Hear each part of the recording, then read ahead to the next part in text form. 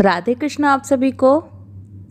शक्ति की उपासना का त्यौहार यानी कि चैत्र नवरात्र 2 अप्रैल से शुरू हो रहे हैं। नवरात्र के साथ ही हिंदू नववर्ष भी शुरू होगा।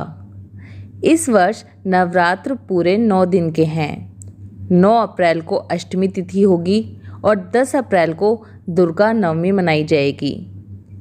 इसी दिन नवरात्रों का समापन हो जाएगा।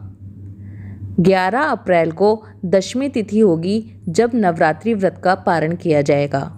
नवरात्रों में माँ दुर्गा की पूजा जीवन में सुख समृद्धि और शांति लाती है। कलश स्थापना, जौ बोना, दुर्गा सप्तशती का पाठ करना, हवन और कन्या पूजन, इन सब से माँ प्रसन्न होती हैं। इसमें शक्ति और शक्तिधर दोनों की पूजा होती है। एक तरफ माँ दुर्गा की, वहीं दूसरी ओर भगवान राम की भी आराधना की जाती है, क्योंकि मान्यता है कि भगवान राम का जन्म चैत्र शुक्ल नवमी के दिन हुआ था। इसलिए यह दुर्गा नवमी और राम नवमी दोनों के नाम से विख्यात है। हिंदू मान्यता के अनुसार नया वर्ष शुक्ल प्रतिपदा को प्रारंभ होता है। चैत्र शुक्ल प्रतिपदा नव वर्ष के अभिनंदन का पर्व है। हिंदू नववर्ष प्रतिपदा यानी कि 2 अप्रैल से शुरू होगा। नवरात्रि के साथ साथ नव वर्ष के उपलक्ष्य में भी इस दिन समारोह किए जाते हैं। पुराणों के अनुसार सृष्टि का आरंभ और सतयुग का आरंभ भी इसी दिन हुआ था। चैत्र नवरात्रि शरद नवरात्रों के समान ही 9 दिनों के लिए आयोजित किए जाते हैं। चैत्र नवरात्रि माँ दुर्गा को समर्पित होती है। माता के भक्त प्रतिपदा से नवमी तक माता के 9 स्वरूपों की पूजा अर्चना और उपवास करके माता का आशीर्वाद प्राप्त करते हैं। चैत्र नवरात्रि के लिए घट स्थापना यानी कि कलश स्थापना चैत्र प्रतिपदा को होती है, जो कि हिंदू कैलेंडर का पहला दिन होता है। भक्त लोग साल के पहले दिन से अगले 9 दिनों तक माता की पूजा कर वर्ष का शुभारंभ करते हैं। चैत्र नवरात्रि को वसंत नवरात्रि के नाम से भी जाना जाता है। भगवान राम का जन्म दिवस चैत्र नवरात्रि के अंतिम दिन पड़ता है। इस कारण से चैत्र नवरात्रि को राम नवरात्रि भी कहा जाता है। चैत्र नवरात्रि हो या फिर शरद नवरात्रि हो, दोनों में कलश स्थापना की जो विधि होती है वो एक तरह से ही होती है। चैत्र नवरात्रे उत्तर भारत प्रदेश में ज़्यादा प्रचलित हैं। महाराष्ट्र में चैत्र नवरात्रि की शुरुआत गुड़ी पड़वा से होती है। कलश स्थापना का जो मुहूर्त है वो सुबह 6:10 से लेके सुबह 8:30 तक का है। ऐसे तो वर्ष भर में 4 नवरात्रि आती हैं, जिसमें से 2 गुप्त नवरात्रि होते हैं और एक चैत्र नवरात्रि और दूसरे शारदीय नवरात्रे होते हैं। जो गुप्त नवरात्रि होती हैं वो आषाढ़ मास में और माघ मास में आती हैं, जिन्हें गुप्त नवरात्रे कहा जाता है। इसके अलावा जो प्रकट नवरात्रे होते हैं, जो अश्विन मास में और चैत्र मास में आते हैं, इन्हें प्रकट नवरात्रे कहा जाता है और इन्हें बहुत ही धूमधाम से मनाया जाता है। और इन प्रकट नवरात्रियों में मंदिरों में जागरण होते हैं, भजन होते हैं, घरों में कीर्तन होते हैं।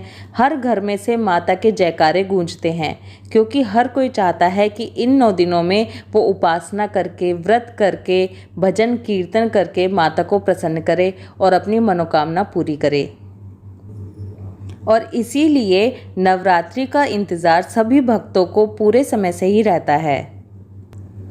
अब हम ये जान लेते हैं कि हमें किस दिन किस माता रानी की पूजा करनी है।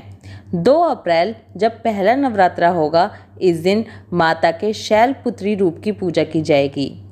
3 अप्रैल दूसरा नवरात्रा होगा और इस दिन माँ ब्रह्मचारिणी की पूजा की जाएगी। 4 अप्रैल तीसरा दिन होगा नवरात्रि का और माँ चंद्रघंटा की पूजा की जाएगी।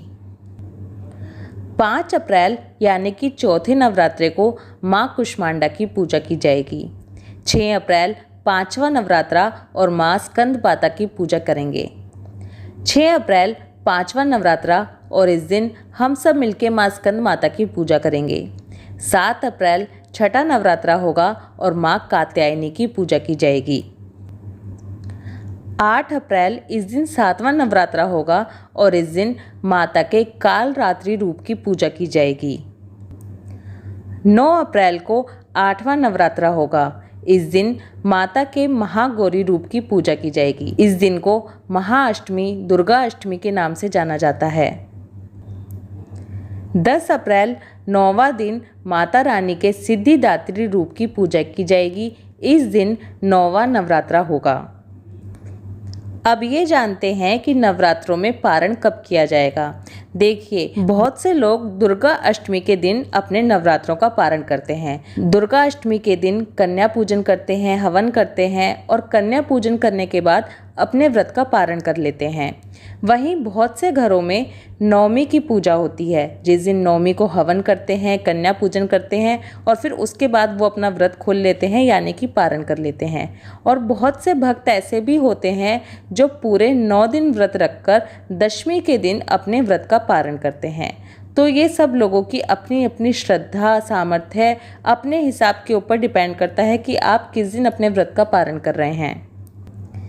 इसमें सही या गलत कुछ भी नहीं है। जो भी आपके घर की परंपरा है, जैसे आप हमेशा से करते आए हैं, अपने बड़े बुजुर्गों को देखते आए हैं, उसी तरह से कीजिए। इसमें सही या गलत कुछ भी नहीं होता है। नवरात्रि के दौरान सप्तशती का पाठ किया जाता है। दुर्गा सप्तशती का पाठ करना बहुत ही शुभ माना गया है। इसलिए नवरात्रि के 9 दिनों में कोशिश करें कि आप दुर्गा सप्तशती का पाठ अवश्य ही करें, और अगर कर नहीं सकते तो कहीं ना कहीं से उसे सुन ज़रूर लें। आई होप ये वीडियो आपके लिए हेल्पफुल होगी। वीडियो पसंद आए तो वीडियो को लाइक कर दीजिए। ये जानकारी ज़्यादा से ज़्यादा लोगों तक पहुँचे, इसलिए वीडियो को शेयर करते रहिए। राधे कृष्णा।